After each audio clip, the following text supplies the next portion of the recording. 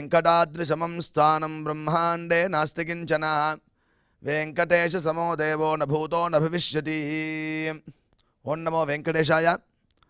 திருமலா திருப்பதி தேவஸ்தானம் ஸ்ரீ வெங்கடேஸ்வரா பக்தி சேனல் இணைந்து வழங்கும் ஸ்ரீமத் பகவத்கீதை மூலபாராயணத்திற்கு அனைவரையும் வரவேற்கிறோம். மூகம் கரோதி வாசாலம் பங்கும் லங்கயதே கிரிம் யத் கிருபாதமஹம் வந்தே பரமானந்த மாதவம்.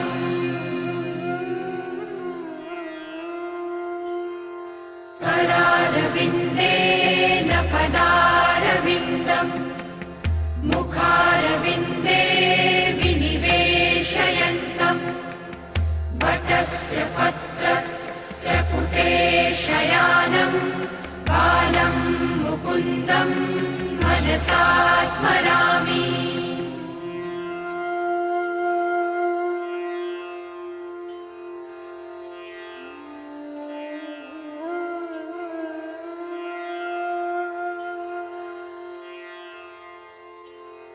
वसुदेवसुतं देवं कंसचाणूरमर्दनं देवकी परमानन्दं कृष्णं वन्दे जगद्गुरुम्. நம்மளுடைய சனாதன தர்மத்தில் பலவிதமான முக்கியமான கிரந்தங்கள் உள்ளன. அதில் ரொம்ப முக்கியமானது வேதம்.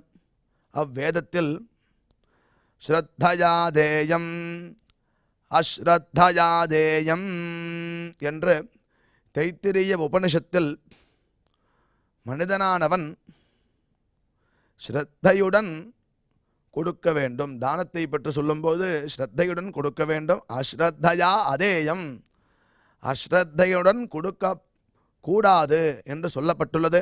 அடியனுடைய வாத்தியார் இதை பாடம் சொல்லும்போது தேயம் என்ற பதத்திற்கு கொடுப்பது என்று மாற்றம் எடுத்துக்கொள்ளாமல் அனைத்து காரியங்களும் ஸ்ரத்தையா செய்தல் வேண்டும் என்று கூறுகிறார். அதே வேதமே ஸ்ரத்தயா அக்னி சமித்யதே ஸ்ரத்தயா ஹூயதே ஹவிஹி ஸ்ரத்தாம் பகஸ்ய மூர்த்த நிவச்சசா வேதயாமசி என்று ஸ்ரத்தா சூக்தம் என்ற ஸ்ரத்தையினுடைய மேன்மையை வேதம் கூறுகிறது. அவ்வழியே பகவத்கீதையில் பார்க்கும்போது அஸ்ரத்தயா ஹுதம் தத்தம் தபஸ்தப்தங் கிருதஞ்சயத் அசதித்யுச்சதே பார்த்த நச்சதத் பிரேத்ய நோ இஹா என்று 17வது அத்தியாயத்தில் 28வது ஸ்லோகம்.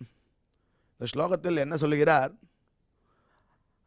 அஸ்ரத்தயா ஹுதம் தத்தம், ஈடுபாடு இல்லாமல் ஹே அர்ஜுனா ஒரு வேள்வியை செய்வதோ தத்தம் கொடுப்பதோ தபஸ்தப்தம் தபசு செய்வதோ கிருதஞ்சயத் எத்த கிருதம் அப்படின்னா பாக்கி எந்த காரியம் செய்யறதா இருந்தாலும் அசத்து அசத்து இது என்று கூறுகிறார். இது சரியான காரியம் கிடையாது. அசத்து இத்யுச்சதே பார்ச்ச, ஹே பார்ச்ச ந சதத் பிரேத்யா நோ இஹ, அந்த செயலானது இந்த லோகத்திற்கும் பிரயோஜனப்படாது, பரலோகத்துக்கும் பிரயோஜனப்படாது என்று சொல்கிறார். அப்படின்னா ஸ்ரத்தையா செய்யணும் அப்படிங்கிறது ரொம்ப முக்கியமாக இருக்கு. ரெண்டாவது, இது சாமானியனுக்கு எப்படி அன்வைக்கிறது அப்படின்னு பார்த்தோன்னா கிருதஞ்ச யத்துன்னு போட்டிருக்கார். எதை செய்தாலும் ஸ்ரத்தையா படணும் அப்படின்னு தெரிகிறது. இதையே வள்ளுவ பெருமாள் என்ன சொல்லுகிறான்னு பார்த்தோன்னா எனை திட்பம் எய்திய கண்ணும் வினை திட்பம் வேண்டாரி வேண்டாது உலகு அப்படின்னு ஒரு குறளில் சொல்கிறார். எத்தகைய உறுதி அவன்கிட்ட இருந்தாலும் எடுத்த காரியத்தை ரொம்ப ஈடுபாடோட செய்யலைன்னா இந்த உலகமே அவனை ஒத்துக்காதான் அப்படின்னு ரொம்ப ஈடுபாடை பற்றி அதான் ஸ்ரத்தா அப்படின்னு சொல்கிறது சம்ஸ்கிருதத்தில். அப்பேற்பட்ட ஸ்ரத்தையுடன் நம்ம எது செய்தாலும் ஸ்ரத்தையுடன் செய்ய வேண்டும் என்று நம்மளுடைய வாழ்வியல் முறையை பற்றி பகவான் பகவத்கீதையில் சொல்கிறார். அப்பேற்பட்ட பகவத்கீதை பாராயணத்திற்கு முதலில் குரு பிரார்த்தனை மற்றும் சங்கல்பத்துடன் நிகழ்ச்சியை துவங்கலாம்.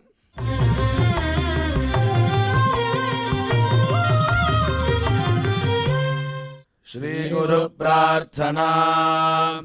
गुरुर्ब्रह्मा गुरुर्विष्णुर्गुरुर्देवो महेश्वरः गुरुः साक्षात् परं ब्रह्म तस्मै श्रीगुरवे नमः।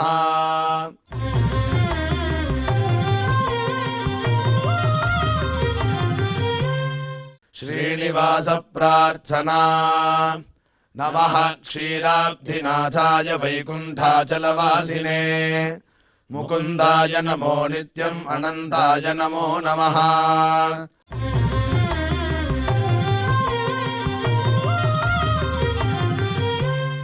अथ श्रीमद्भगवद्गीता पारायण संकल्पः।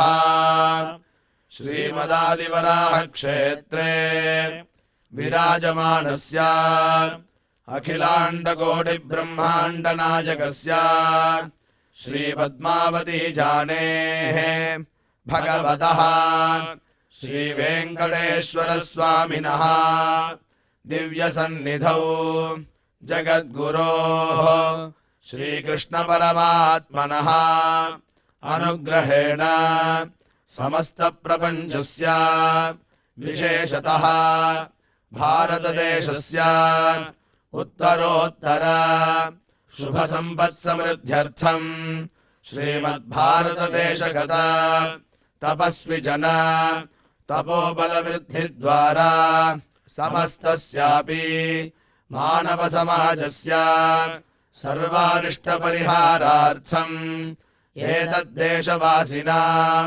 सर्वेषां सज्जनानां योगक्षेमार्थम् राष्ट्रविरोधिनां निबर्हणद्वारा जनानां चित्तशान्ति चित्तस्थैर्य सन्तोषादि अभिवृद्ध्यर्थम् एतद्देशवासिनां परस्परविद्वेष परस्परनिन्दा परस्परहिंसादीनां निवृत्त्यर्थम् परस्परसौमनस्य सिद्ध्यर्थम् समस्तपापक्षयार्थम् श्रीमन्नारायणप्रीत्यर्थम् श्रीपरमेश्वरप्रीत्यर्थम् श्रीमद्भगवद्गीतायाः अखण्डपारायणम् करिष्यामहे।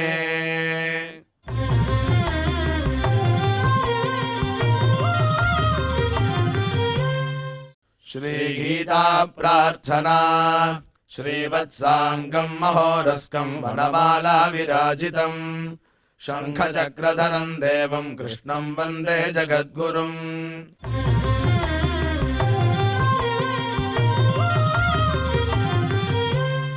पार्थाय प्रतिबोधिताम् भगवता नारायणेन स्वयम् व्यासेन ग्रथिताम् पुराणमुनिना मध्ये महाभारतम् अद्वैतामृतवर्षिणीम् भगवतीम् अष्टादशाध्यायिनीम् अम्ब त्वामनुसन्दधामि भगवद्गीते भवद्वेषिणीम्।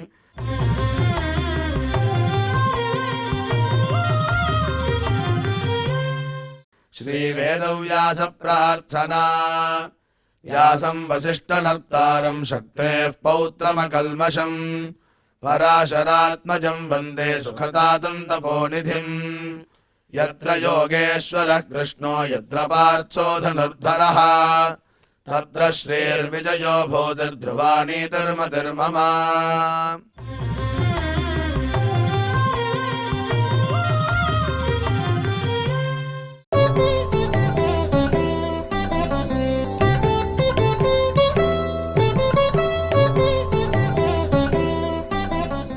अमी च त्वां धृतराष्ट्रस्य पुत्राः सर्वे सहैवावनिपालसङ्घैः भीष्मो द्रोणः सूतपुत्रस्तथासौ सहास्मदीयैरपि योधमुख्यैः भक्त्राणि ते त्वरमाना विशन्ति दंष्ट्राकरालानि भयानकानि केचिद्विलग्ना दशनान्तरेषु सन्दृश्यन्ते चूर्णितैरुत्तमाङ्गैः। இப்பொழுது ஸ்ரீ உவே அனந்த பத்மநாபாச்சாரியார் சுவாமிகள் ஸ்லோகங்களின் அர்த்தங்களை நமக்கு விவரிப்பார். அதை மனதில் வாங்கிக் கொள்வோம்.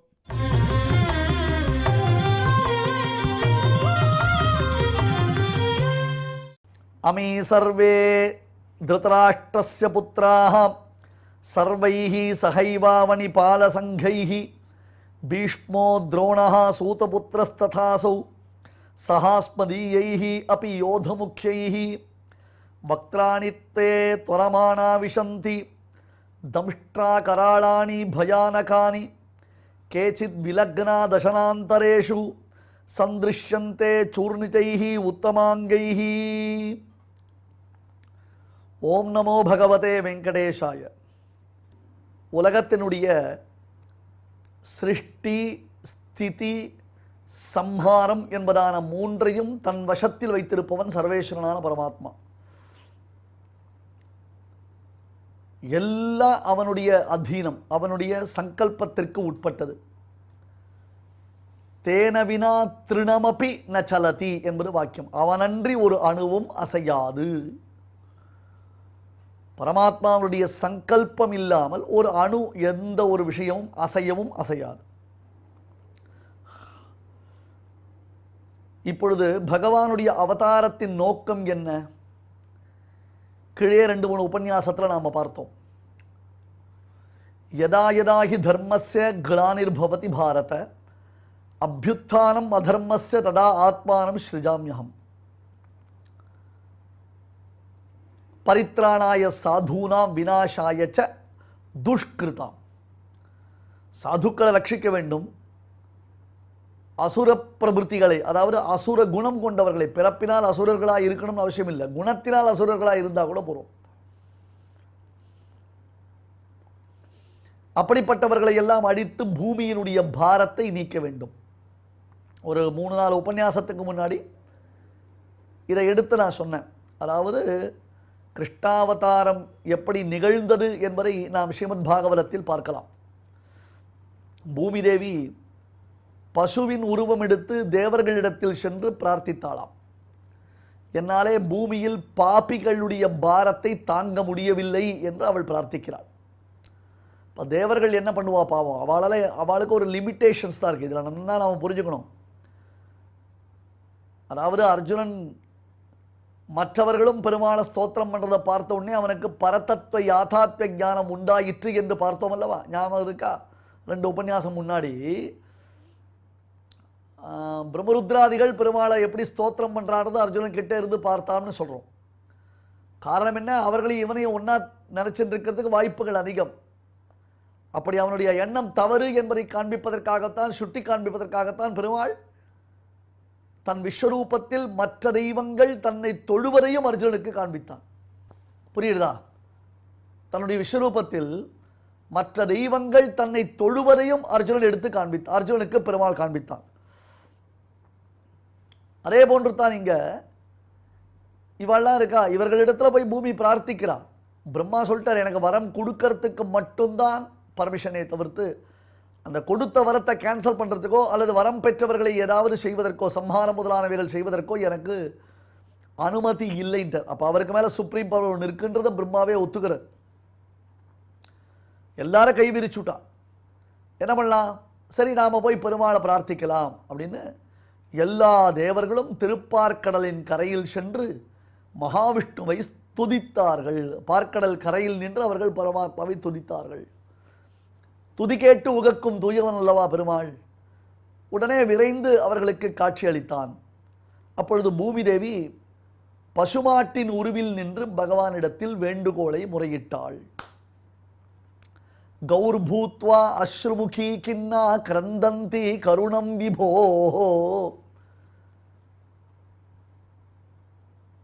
காட்சியளித்த விஷ்ணுவிற்கு முன்பாக பசுமாட்டின் உருவத்தில் இருந்த பூமி தேவி மற்றும் உள்ள தேவர்கள் எல்லோரும் விஷ்ணுவினிடத்தில் முறையிட்டார்கள்.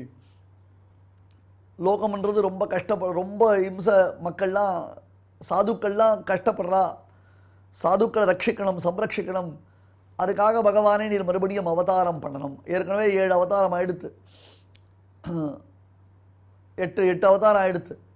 நீர் பிறக்க வேண்டும், நீர் அவதரிக்க வேண்டும், அவதரித்து பூபாரத்தை நீக்க வேண்டும் என்றவுடன் ஆஸ்வாஸ்ய வாகமிருத விருஷ்டிபிஹி ஆதிதேயான் தைத்தேய பாரணமிதான் பிருத்திவீம்ச்ச தேவீம். கம்பீரமான தன்னுடைய இனிமையான குரலினால் தேவர்களையும் பெரும் வருத்தத்தை துக்கத்தை அடைந்திருக்கக்கூடிய பூமி தேவியையும் ஆஸ்வாசம் செய்து ஆறுதல் படுத்தி கவலைப்படாதீங்கோ என்று சொல்லி பெருமாள் அவளுக்கு அபயப்பிரதானம் பண்ணினான். தர்மத்தினுடைய வாட்டம் உண்டானது, அதர்மம் செழித்து ஓங்கியது. சாதுக்கள் துக்கத்தை துயரத்தை துன்பத்தை அடைந்தார்கள். அவர்கள் துயர் தீர்க்கவும் தர்மத்தை நிலைநிறுத்தவும் நான் அவதாரம் செய்கிறேன் ஒவ்வொரு சமயத்திலும். இப்படி 4வது அத்தியாயத்தில் தன் அவதாரத்தின் மேன்மைதனை கிருஷ்ணனே இந்த பகவத்கீதையில் வெளியிட்டருளினான்.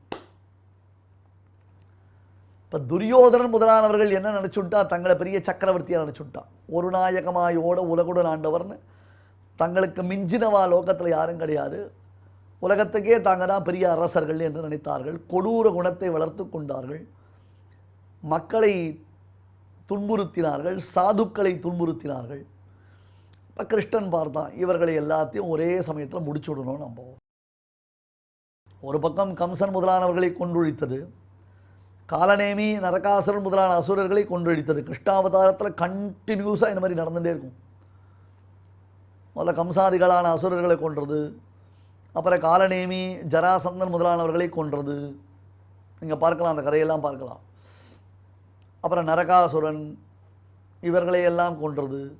இப்போ மகாபாரத யுத்தம். அடுத்த ஸ்லோகத்தில் அர்ஜுனன் கேட்க போகிறான், எல்லாத்தையும் நீயே வாய்க்குள்ளே போட்டுன்ட்டா, எல்லாரும் வாய்க்குள்ளே போயிட்டா, எனக்கு எதிரே நின்று யுத்தம் பண்ணுறதுக்கு யாருமே இல்லை மாதிரி எனக்கு ஒரு ஃபீலிங் வந்துடுது, எல்லாம் முடிஞ்சு போச்சானர். ஆமாம் முடிஞ்சு போச்சு, கொல்லாமா கோல் கொலை செய்துன்னு கையில் வைத்திருக்கிற சவுக்குனாலே எல்லாத்தையும் முடிச்சுட்டேன் நான். பற்றலர் வீய கோல் கையில் கொண்டேன். அர்ஜுனா நீ வெறும் நிமித்தம் தான், நிமித்த மாத்திரம் பவ. ஜஸ்ட்டு சும்மா அர்ஜுனன் ஜெயிச்சான்றதுக்கு வெறுமை நின்று கப்பு வாங்கிக்கிறதுக்கோசரம் நீ நிற்கணுமே தவிர்த்து உன்னுடைய காரியம் எதுவுமே இல்லைதான். அது மட்டும் இல்லை, துரியோதனாதிகள் மட்டுமல்ல, பாண்டவ சைன்யத்திலும் அசுர சுபாவம் உண்டவர்கள் உண்டு. இப்படி எல்லாரையும் கபலீகரணம் பண்ணுறானாம். அடுத்தது மேலே என்ன நடக்கப் போகிறது என்பதை அர்ஜுனன் பிரத்யட்சமாக பார்க்கிறான். இன்னும் யுத்தம் ஆரம்பிக்கல. யுத்தம் ஆரம்பித்து அதில் எல்லோரும் இறந்து மிருத்யுலோகத்திற்கு போவது இப்பொழுதே அர்ஜுனனுக்கு எவ்விதம் தெரிகிறது என்றால், அங்கதான் திவ்ய சக்ஷுசனுடைய பெருமை. அதாவது நம்ம போல இருக்கிறவாள்லாம் பிரத்யக்ஷமாக ஒன்றை பார்த்தோமையானால் அதுதான் நமக்கு பிரத்யக்ஷம். கண்ணால் ஒன்றை பார்க்கிறோம். தேவதத்தன் ஒருத்தன் இருக்கான், யஜ்யதத்தன் ஒருத்தன் இருக்கான்னு ஒருத்தனை கண்ணால் நாம் பார்க்கிறோம், நமக்கு பிரத்யக்ஷம் புலனாகிறது. வேற கிராந்ததரிசிகள் என்று மகான்கள் சொல்லப்படுகிறார்கள். பின்னர் வரப்போவதையெல்லாம் முன்னமே அறியக்கூடிய திறன் பெற்றிருப்பவர்கள் மகான்கள். எனவேதான் ராமாயணம், ராமபிரானுடைய வாழ்க்கை முடிவடைவதற்கு முன்பாகவே வால்மீகி மகரிஷி ராமாயணம் முழுவதையும் இயற்றி வைத்தார் என்று சொல்வது உண்டு. அதே போல மகாபாரத யுத்தம் நடைபெறுவதற்கு முன்பாகவே வியாசர் இந்த மகாபாரதத்தை தொகுத்து வைத்தார் என்றும் சொல்வது உண்டு. எப்படி அவளுக்கு தெரியறது? வியாசருடைய அனுகிரகத்தினால சஞ்சயனுக்கே விஸ்வரூப தரிசனம் கிடைக்கச்சே, இதுக்கெல்லாம் ஆதி காரணமாக இருக்கக்கூடிய வியாசருக்கு இந்த விஷயம் தெரியாதா என்ன? ஆகையால் தான் வேத்தி வித்யாம் அவித்யாம் ச பூதானாம் ஆகதிம் கதிம் உற்பத்திம் பிரளயம் செய்வ சவாச்சா பகவான் இதி. பகவான் வசிஷ்டா, பகவான் பராசரா, பகவான் மைத்ரேயா, இப்படியெல்லாம் ஒரு வார்த்தை சொல்கிறோம் நம்ம. பகவான் பகவான்னா பெருமாளுக்கும் பகவான் தான் பேர். ஆனால் இவர்களை பகவான்னு சொல்வதற்கு காரணம் என்ன? வேத்தி வித்யாம் அவித்யாம் ச, எதை அறிய வேண்டும் எதை அறியக்கூடாது, வித்யை எது அவித்யை எது, இவற்றை நன்கு அறிந்தவர்களாக இருக்கிறார்கள். பூதானாம் ஆகதிம் கதிம், பிராணி வர்க்கங்களுக்கு இனி வரக்கூடிய காலம், ஃபியூச்சர் டென்ஸ் என்ன, இனி எதிர்காலத்தில் என்ன நிகழப்போகிறது, வர்த்தமான காலத்தில் நிகழ்காலத்தில் என்ன நிகழ்ந்து கொண்டிருக்கிறது, உற்பத்தியும் பிரளயம் செய்வ, எது உண்டாகப் போகிறது, எது நாசத்தை அடையப் போகிறது, இவற்றையெல்லாம் யார் நன்கு தெரிந்திருக்கிறார்களோ, யார் இவற்றை அறிகிறார்களோ அவர்களுக்கு பகவான் என்பது திருநாமம். இந்த டிரைவேஷன், பகவத் சப்தத்திற்கு டிரைவேஷன் கொடுக்குறான். இப்போ எதிரில் நிகழப்போகிறது. இனிமேலாம் யுத்தம். இதெல்லாம் முதல் நாள் இப்போ தான் பகவத்கீதை உபதேசம் ஆகி கொண்டிருக்கிறது. இனி போர் தொடங்க வேண்டும். அந்த போரில் 18 நாட்கள் என்ன நடக்க போகிறது, எத்தனை நடக்க போகிறது தெரியாது. போர் மேட்ச் ஃபிக்ஸிங்லாம் கிடையாது. போர் நடக்கணும். யார் இருப்பார்கள் யார் இறப்பார்கள் எப்படி தெரியும்? எல்லாம் அர்ஜுனனுக்கு தெரிகிறது. எதனால் தெரிகிறது? கிருஷ்ணன் கொடுத்த திவ்ய சக்ஷுசலால் தெரிகிறது. அதில் தன் பட்சத்தைச் சேர்ந்து தன்னுடைய கட்சியைச் சேர்ந்த சிலரும் இறக்கிறார்கள். பாண்டவர்கள் இறக்கிறார்கள் அங்கே இல்லை. தன் கட்சியைச் சேர்ந்த சிலர் இருக்கிறார்கள். துரியோதனன் கட்சியைச் சேர்ந்த எல்லோரும் இறக்கிறார்கள். அதையும் பாருங்க. 2 டீம் கிரிக்கெட் விளையாடுற இப்போல்லாம் ஐபிஎல் பயங்கர அப்படியே டெம்டேஷனாக பார்த்துட்டு இருக்கோம்ல. நம்ம ஒரு டீமில் ஆல் அவுட் ஆகிடுறா, இன்னொரு டீமில் 2 விக்கெட்டு 3 விக்கெட் தான் போகிறது. மீதி 7 விக்கெட் வித்தியாசத்தில் இந்த அணி வெற்றி பெற்றது சொல்கிறேன். அதே மாதிரி தான் பாண்டவர்கள். உங்களுக்கு புரியறதுக்காக ஈஸியாக சொல்கிறேன். ஒரு டீமில் 10 பேர் ஆல் அவுட் ஆகிடுறா, 20 ஓவருக்குள்ளே ஆல் அவுட் ஆகிடுறா. அதாவது டோட்டல் வச்சுருக்காவா 185 190ன்ற மாதிரி அடிச்சிருக்கா. எதுக்கு? 20 ஓவர் டார்கெட்டு. இவன் 20 ஓவர் விளையாடலாம், ஒன்றும் தப்பே கிடையாது. ஆனால் அவன் என்ன பண்ணுறான், 10 ஓவர் மீதி இருக்கச்சேவே 2 விக்கெட் போயிடுது. அவங்ககிட்ட ரொம்ப பியூட்டிஃபுல்லாக 2 பேட்ஸ்மேன் வரான். எல்லாமே சிக்ஸர் அடிக்கிறான். இல்லை சிக்ஸர் 4 அடிக்கிறான், டக்குன்னு அடிக்கிறான்.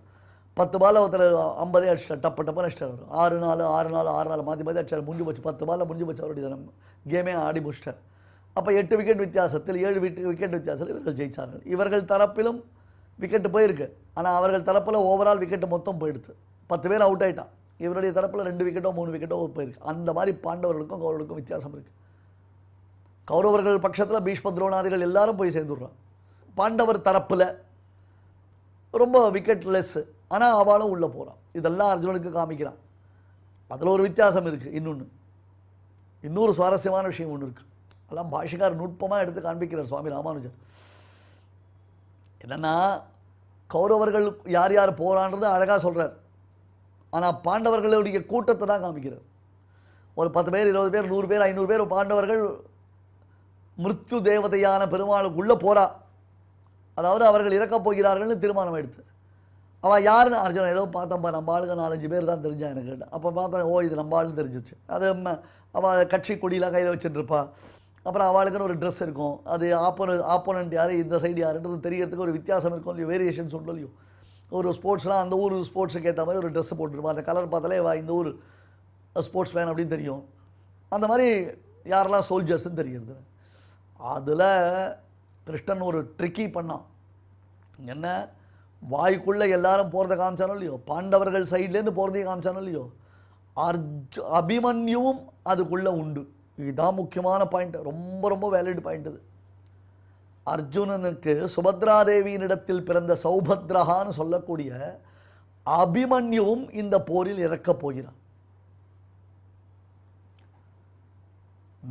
கௌரவ படையில் யார் யார் இறக்கப் போகிறார்கள் என்று பிரத்யேகமாக அர்ஜுனனுக்கு காண்பித்த கிருஷ்ணன், பாண்டவ படையில் யார் யார் இறக்கப் போகிறார்கள் என்பதை பிரத்யேகமாக காண்பிக்கவில்லை. இதை மறக்கவே கூடாது. நீங்கள் பெரிய பாயிண்ட் இது.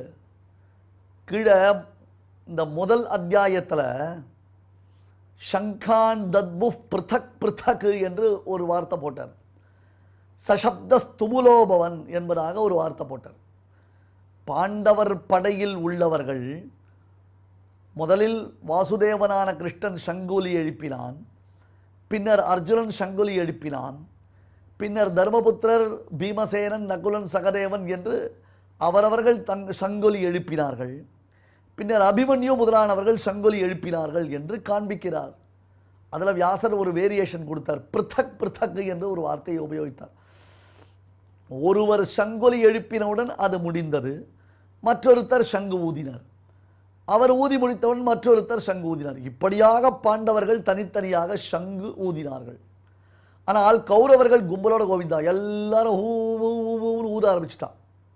ஏன் அப்படின்னா, அதுக்கு ராமானுஜர் பாஷ்யம் பண்ணார். பாண்டவருடைய கான்ஃபிடன்ஸ் தெரியுது பாரு.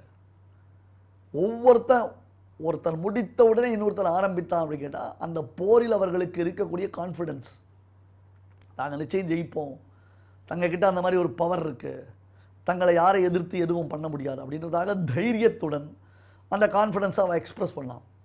பட் கௌரவர்களுக்கு என்ன ஃபியர் ஃபேக்டர், பயம். ஐயோ ஏண்டா நீ தானே உனக்கு சங்கு ஊதின அன்றைக்கி போர்க்களத்தில், நான் உன்னை நோட் பண்ணினேன், இப்போ நான் உனக்கு சங்கு ஊதுறேன் அப்படின்னு பாண்டவர்கள் அடிச்சிருவாளோன்னு பயம்.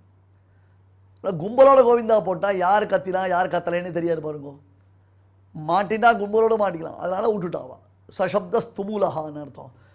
கலந்த ஒரு வார்த்தையாக கலந்த சப்தமாக தான் இருந்ததே தவிர்த்து பீஷ்மர் துரோணர் அந்த மாதிரி ஒரு 2-3 பேர் தான் நிறுத்தினான் தனித்தனியாக. மீதி பேர்லாம் கும்பலோட கோவிந்தா போட்டான். அது அங்கே வர்ணிக்கப்பட்டது.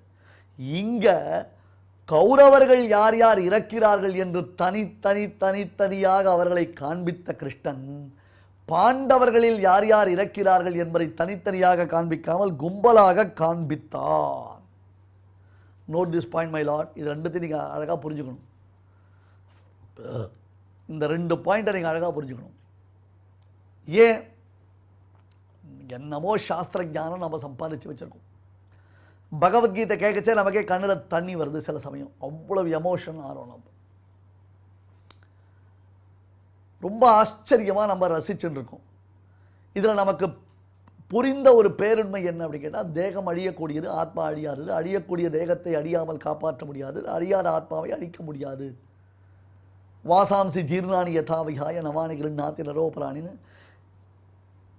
கிழிந்த வஸ்திரத்தை விடுத்து மற்றொரு புதிய வஸ்திரத்தை எடுத்து உடுத்திக் கொள்வதைப் போல ஒரு தேகத்தை விட்டு மற்றொரு தேகத்தை அடைகிறான் ஜீவாத்மா என்று உயர்ந்த வேதாந்தம். இதான் ரியாலிட்டி, இதான் சாஸ்திரம். இந்த சாஸ்திரத்தை நாம் ஒத்துட்ருக்கோம். இந்த சாஸ்திரத்தை நம்ம கீதை மூலமாக கேட்டுட்ருக்கோம். இன்ஃபேக்ட் அர்ஜுனனுக்கு உட்பட எல்லாரும் கேட்டுட்ருக்கான். ஆனால் இந்த போரில் அர்ஜுனன் இறக்கப் போகிறான் என்ற அபிமன்யு இறக்கப் போகிறான் என்று அர்ஜுனனுக்கு தெரிந்தது என்றால், அபிமன்யு இறக்க போகிறான் அப்படின்றதான விஷயம் அர்ஜுனனுக்கு தெரிஞ்சு கொடுத்தனா அதுக்கு மேலே அர்ஜுனனால் சொண்டையாக போட முடியாது. நீங்கள் 2 இடத்துல புத்திர பாசம் பார்க்கலாம். நான் இன்னும் இந்த ஸ்லோகத்துக்கு அர்த்தமே சொல்ல ஆரம்பிக்கல. பட் இந்த கான்டெக்ட் புரிஞ்சால் தான் மேற்கொண்டு எக்ஸ்பிளைன் பண்ண முடியும். 2 இடத்துல புத்திர பாசம் பார்க்கலாம். அஸ்வத்தாமா ஹதான்றதான சப்தம் கேள்விப்பட்டதுனால துரோணாச்சாரியார் போர்க்களத்தில் போரை நிறுத்திட்டார். இந்த கதை தெரியும் இல்லையா? ஒரு தடவை சொல்கிறேன், சின்னதாக சுருக்கமாக சொல்கிறேன். பீஷ்மருக்கு பிறகு துரோணர் சேனாபதி ஆக்கப்பட்டார். அந்த துரோணரை கண்ட்ரோலே பண்ண முடியல. என்ன இருந்தாலும் இவன் அத்தனை பேருக்கும் ஆயுத பயிற்சி அளித்தவர் துரோணர். அவர் எவ்வளவு பெரிய ஆளவர்! இவன் அத்தனை பேருக்கும் ஆயுத பயிற்சி அளித்தவர் துரோணர். அதனால் துரோணரை எப்படி கண்ட்ரோல் பண்ணுறது தெரியல.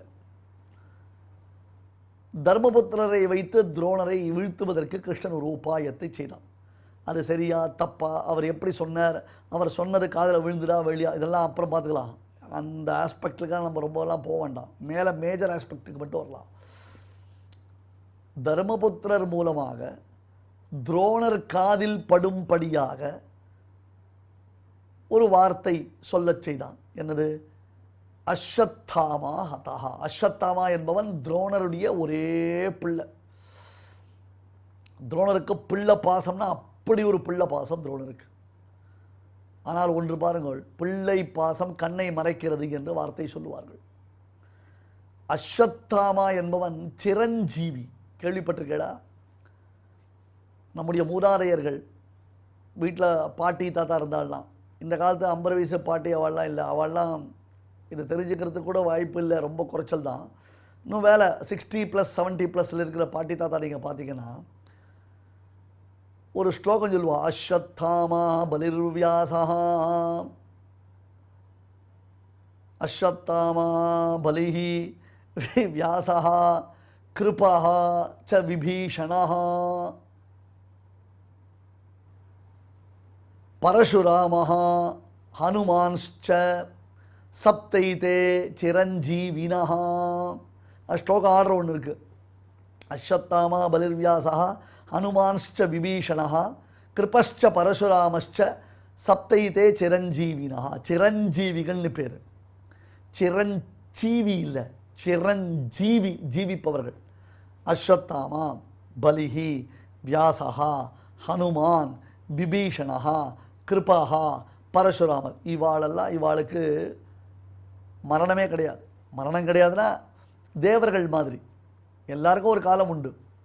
அஸ்வத்தாமா சிரஞ்சீவி, பலி மகாராஜன் சிரஞ்சீவி, வியாசர் நமக்கு தெரியும் மகாத்மா மகரிஷி, அப்புறம் ஹனுமான் அவர் சிரஞ்சீவி, விபீஷணன் சிரஞ்சீவி.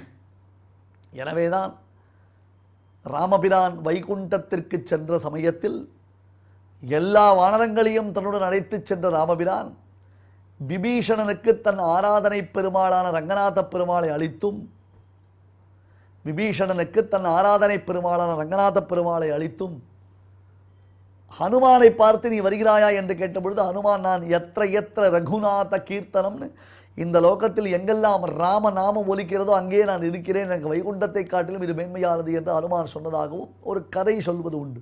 வால்மீகி ராமாயணத்தில் இது குறித்த குறிப்புகள் நிறைய உண்டு. அவ சிரஞ்சீவிகள். அதே மாதிரி கிருப்பர் துரோணருடைய மைத்துனர், அஸ்வத்தாமாவுடைய தாய்மாமன் கிருப்பர். பரசுராமர் தசாவதார மூர்த்தியில் ஒரு மூர்த்தி பரசுராமர். இவாள்லாம் சிரஞ்சீவிகள். இதில் முதல்ல நம்ம சிரஞ்சீவின்னு சொல்கிறதே யார் தெரியுமா? அஸ்வத்தாமா. பெரியோர்கள் ஆண் குழந்தைகளுக்கு எண்ணெய் தேய்த்து விடும் பொழுது இந்த ஸ்லோகத்தை சொல்லுவான். அதே மாதிரி பெண் பிள்ளைகளுக்கு எண்ணெய் தேய்த்து விடும்பொழுது அகல்யா, திரௌபதி, சீதா, தாரா, மண்டோதரி, ததா பஞ்சகன்யா ஸ்மரே நித்தியம்னு இவாளா பதிவிரதைகள், உயர்ந்த பெண்மணிகள். இவர்களைப் போல நம்முடைய இல்லத்து பெண்மணிகள் சிறப்புற திகழ வேண்டும் என்று பிரார்த்தித்துக் கொள்வார்கள். அந்த நல்ல வழக்கம்லாம் நடைமுறையில் இல்லாமல் போயிடுத்து. எல்லாம் புரோட்டீன் ஷாம்பு தள்ள தேய்ச்சிக்கிறோம் நம்ம. என்னமோ நமக்கு அது புரிய மாட்டேன்றது. பட் இந்த ஸ்லோகத்தில் முதல்ல சொல்லப்படுபவன் யாருன்னா அஸ்வத்தாமா. கரெக்டா? அப்போ துரோணருக்கு தன்னுடைய பிள்ளை சிரஞ்சீவின்னு தெரியுமா தெரியாதா? துரோணர் தன்னுடைய பிள்ளை சிரஞ்சீவி என்பதை உணர்ந்தாரா இல்லையா? உணர்ந்தாரோ இல்லையோ? தெரியுமோ இல்லையோ? ஆனால் விபத் என்பது ஏற்பட்டு விட்டது என்றால், ஆபத்து என்பது ஏற்பட்டு விட்டது என்றால் மகான்களால் கூட யோசிக்க முடியாது. தெரியுமா? பிராயசமாபன்ன விபத்தி காலே தியோபி பும்சாம் மலினீ பவந்தி. ஆபத்து என்பது ஏற்பட்டது என்றால் மகான்கள் கூட யோசனையை இழந்து விடுவார்கள். என்னையா இது என் பிள்ளை சிரஞ்சீவி, அவனை யாரால கொல்ல முடியும்னு துரோணருக்கு தோணிருக்கலாம். தோணலை. ஏன் காரணம்னா கிருஷ்ணன் இருக்கான் பாண்டவ சைன்யத்தில். அதனால் கிருஷ்ணன் என்ன வேணா பண்ண முடியும். அதனால் தன்னுடைய பிள்ளைக்கு மரணம் ஏற்பட்டிருக்கலாமோ என்று துரோணர் கலங்கினார். வேண்டுமென்றே அவர் காதுபட தர்மபுத்திரன் அஸ்வத்தாமா ஹதஹா, அஸ்வத்தாமா ஹதஹா என்று சொன்னான். ஆக்சுவலி தர்மபுத்திரன் சொன்னது அஸ்வத்தாமா என்று பெயர் பெற்ற ஒரு யானை இறந்தது, அதை அறிவிக்கணும். இந்த குஞ்சரஹா என்றதான சப்தத்திற்கு யானை என்று பெயர். அஸ்வத்தாமா ஹதஹா குஞ்சரஹா அப்படின்னு சொல்லணும். தர்மபுத்திரர் குஞ்சரஹான்னு சொல்றதுக்குள்ள துரோணர் காதில் அது விழாதபடி கண்ணன் பெரும் சப்தத்துடன் சங்கொலி எழுப்பிவிட்டார். ஸோ அந்த ஒரு பர்டிகுலர் வேர்டு துரோணருக்கு காதில் டெலிவர் ஆகல. ஐயோ அஸ்வத்தாமா போயிட்டானா, என் பிள்ளை போயிட்டானே, இனிமே நான் யாருக்காக உயிர் வாழ வேண்டும்? என் பிள்ளைக்காகத்தானே நான் இத்தனை நாள் உயிர் வாழ்ந்து கொண்டிருக்கிறேன். என் பிள்ளையை விட்டு விட்டு நான் என்ன செய்து விட முடியும்? எனக்கு எதற்காக இந்த யுத்தம் என்று கையில் இருந்த ஆயுதங்களை எல்லாம் கீழே போட்டுவிட்டு தேர்தட்டில் அவர் அமைதியாக தியானத்தில் ஆழ்ந்து யோகத்தினால் தன்னுடைய தேக தியாகத்தை செய்தார் துரோணர். இதெல்லாம் மகாபாரதத்தில் சில முக்கியமான கேரக்டர்ஸ் இருக்கு. அடியன் பாரத ரகசியங்கள் என்று ஒரு புத்தகத்தில் இதையெல்லாம் தெரிவித்திருக்கிறேன். பாரத ரகசியங்கள்னு பேர் இருக்கலாம். துரோணர் போல ஒரு மகாத்மா பார்க்க முடியுமா? பரத்வாஜர் என்று துரோணருக்கு பேர். அத்தனை பிள்ளைகளுக்கும் ஆயுத பயிற்சி அளித்தவர், தபஸினாலேயே பிறந்தவர், பறவைகளினாலே வளர்க்கப்பட்டவர். அப்பேற்பட்ட துரோணர் முதல்ல துரியோதனன் சைடுக்கு போய் நின்றதே தப்பு. நியாயத்தின்படி பார்த்தா துரோணர் பாண்டவர்கள் பக்கம்தான் இருந்திருக்கணும். அவளுக்கு பாண்டவர்களுக்கு தான் சப்போர்ட்டிவாக இருந்திருக்கணும். என்ன பண்ணுறது சுவாமி, அரசியல் அப்படின்னு சொல்கிறோம் இல்லையா? அவர் அந்த கட்சியில் இருந்திருக்கூடாது, இந்த கட்சியில் இருந்திருந்தால் அவர் சரியாக இருந்திருக்கும். நாம் இப்போ பேசுகிறோம். நாம் பேசி என்ன பிரயோஜனம்? அவர் அதை விரும்பலைன்னு தெரிகிறது. ஏன் விரும்பல? அதான் விதி. விதிரஹோ பலவானித்தி மேமதிஹி. விதின்றது பெரிய பிரச்சனையை உண்டு பண்ணக்கூடியது. விதின்றது மழுங்கடித்து விடுதலை முடியுது புத்தியை. அந்த துரோணர் பிள்ளை பாசத்தினாலே போர்க்களத்தில் உயிரை விட்டார். பிரத்யக்ஷமாக பிள்ளை பாசத்தினாலே போர்க்களத்தில் நிகழ்ந்த ஒரு பெரிய மரணம் இது. எப்படியோ ஒன்று துரோணருக்கு மரணம் உண்டோ இல்லையோ? உண்டு. அப்போ துரோணர் பெருமாள் வாய்க்குள்ளே போகிறத பார்த்தாரா இல்லையா? அர்ஜுனன் பார்த்தான். பீஷ்மரையும் பார்த்தான், துரோணரையும் பார்த்தான். சீக்வன்ஸ் எப்படி வேணா இருக்கட்டும், முன்னாடி சீக்வன்ஸாக பின்னாடி சீக்வன்ஸான்றதை பற்றி நம்ம கவலை இல்லை, விஷயமாக தான். மற்றொன்று என்ன அப்படின்னு கேட்டால், பெரும் புத்திர சோகத்தில் ஆழப்போகிறவன் யாருன்னா அர்ஜுனன். அது ரொம்ப கஷ்டமான விஷயம். புத்திர சோகம்ன்றது ஒருத்தனுக்கு ரொம்ப பெரிய துக்கத்தை கொடுக்கக்கூடியது. அதிலிருந்து மீண்டு வருவது என்பது கடினம். அது போன்றது ஒரு நிலைப்பாடு அர்ஜுனுக்கு ஏற்பட போகிறது. யார் இறக்கப் போகிறார்கள்? பாண்டவகுமாரர்கள் ஒரு பக்கம் இருக்கட்டும். திரௌபதிக்கு பாண்டவர்களிடத்தில் பிறந்த 5 பிள்ளைகள் அஸ்வத்தாமாவினாலே அநியாயமாக தூங்கிக் கொண்டிருக்கும் பொழுது கொடூரமாக கொல்லப்படுகிறார்கள். அபிமன்யுவினுடைய மரணம் இந்த விஸ்வரூபத்தில் கிருஷ்ணனால் காண்பிக்கப்பட்டது. அதே கிருஷ்ணனுடைய மாயையினாலே அர்ஜுனன் அதை கவனிக்க தவறிவிட்டான்.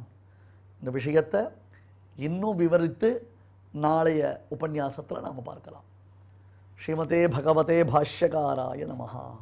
இப்பொழுது அடியேன் சொல்றதை எல்லாரும் திருப்பி சொல்லுங்க. அமீ சத்வாம் திருதராஷ்டிரஸ்ய புத்ராः அமீ சத்வாம் திருதராஷ்டிரஸ்ய புத்ராः சர்வே சஹைவாவனிபால சங்கைः சர்வே சஹைவாவனிபால சங்கைः பீஷ்மோ த்ரோணः சூதபுத்ரஸ்ததாசௌ பீஷ்மோ த்ரோணः சூதபுத்ரஸ்ததாசௌ சஹாஸ்மதீயைரபி யோதமுख्यैः சஹாஸ்மதீயைரபி யோதமுख्यैः வக்த்ராணி தே த்வரமாணா விஷந்தி வக்த்ராணி தே த்வரமாணா விஷந்தி தம்ஷ்ட்ராகராளானி பயானகானி தம்ஷ்ட்ராகராளானி பயானகானி கேசித் விலக்னா தசனாந்தரேஷு கேசித் விலக்னா தசனாந்தரேஷு சந்திருஷ்யந்தே சூர்ணிதைருத்தமாங்கைः சந்திருஷ்யந்தே சூர்ணிதைருத்தமாங்கைः. இப்பொழுது இந்த ஸ்லோகங்களை நாம் அனைவரும் சேர்ந்து பாராயணம் செய்வோம். அமீ சத்வாங் கிருதராஷ்டிரஸ்ய புத்ராः சர்வே சஹைவாவனிபால சங்கைः பீஷ்மோ த்ரோணः சூதபுத்ரஸ்ததாசௌ சஹாஸ்மதீயைரபி யோதமுख्यैः வக்த்ராணி தே த்வரமாணா விஷந்தி தம்ஷ்ட்ராகராளானி பயானகானி கேசித் விலக்னா தசனாந்தரேஷு சந்திருஷ்யந்தே சூர்ணிதைருத்தமாங்கைः. தெய்வத்தை ஆராதிக்கும் உன்னதமான வழிகளில் ஒன்றாக இருப்பது நாம சங்கீர்த்தனம். அதை பற்றி சாஸ்திரம் என்ன சொல்கிறது என்றால், தியாயேன் நாராயணம் தேவம் ஸ்நானாதிஷு ச கர்மசு பிராயஷ்சித்தம் ஹி சர்வஸ்ய துஷ்கிருதஸ்யேதி வை ஸ்ருதிஹி. வேதமே டைரக்டாக சொல்கிறது.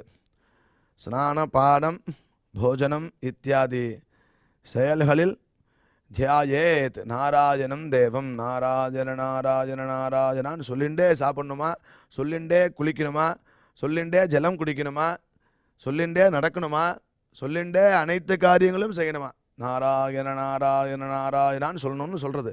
பிராயஷ்சித்தம் ஹி சர்வஸ்யா, எல்லாத்துக்கும் பிராயஷ்சித்தமாக இந்த தியானம் இருக்குது அப்படின்னு சாஸ்திரம் சொல்கிறது. துஷ்கிருதஸ்யேதிஹி வைஸ்ருதிஹி, ஸ்ருதி டைரக்டாக சொல்கிறது. பெரிய பெரிய பாபங்களுக்கு பிராயஷ்சித்தமாக இந்த நாராயண தியானம் தேவைப்படுறது அப்படின்னு சொல்லி கொடுக்கறது. அப்பேற்பட்ட நாம சங்கீர்த்தனத்தை இப்போது நாம் எல்லாரும் கேட்கலாம்.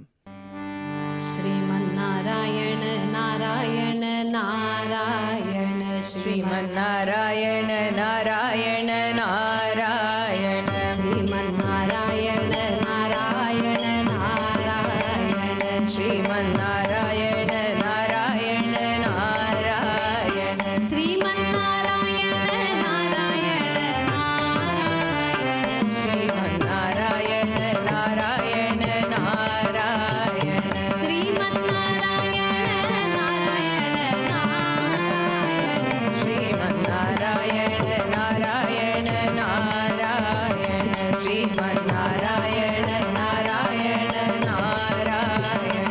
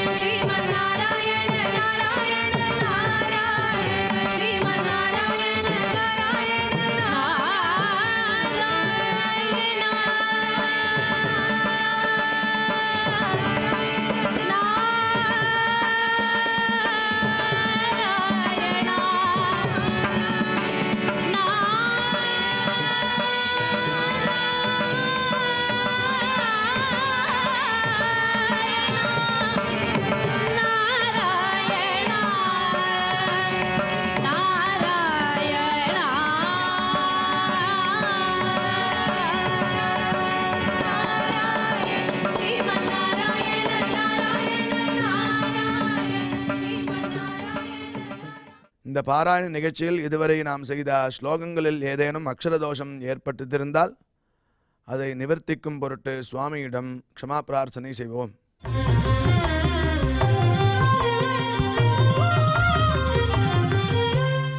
अथ क्षमा प्रार्थना यदक्षरपदभ्रष्टं मात्राहीनं च यद्भवेत् तत्सर्वं क्षम्यतां देवनारायण नमोऽस्तु ते।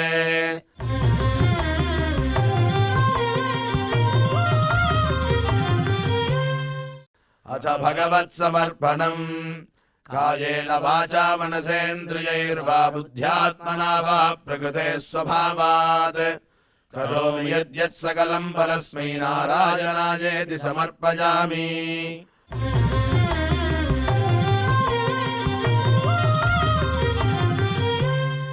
अथ लोकक्षेम प्रार्थना सर्वे भवन्तु सुखिनः सर्वे सन्तु निरामयाः सर्वे भद्राणि पश्यन्तु मा कश्चित् दुःखभाग् भवेत्. சுவாமியோட பரிபூர்ண கிருபை கிடைக்கிறதுக்காக மங்களாசாசனத்துடன் இன்றைய நிகழ்ச்சி நிறைவு பெறுகிறது. நாளை இதே நிகழ்ச்சியில் நாம் மீண்டும் சந்திக்கலாம். ஓம் நமோ வெங்கடேஷாய.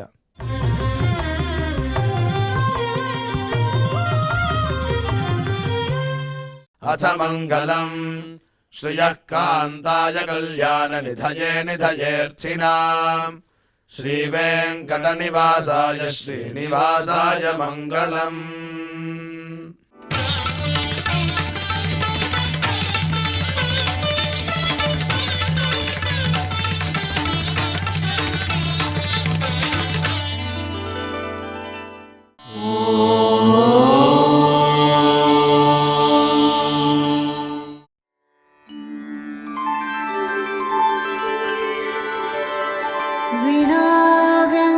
विनाव्यङ्कटेशं ननाथो ननाथः सदा व्यङ्कटेशं स्मरामि स्मरामि हरे व्यङ्कटेश प्रसीद प्रसीद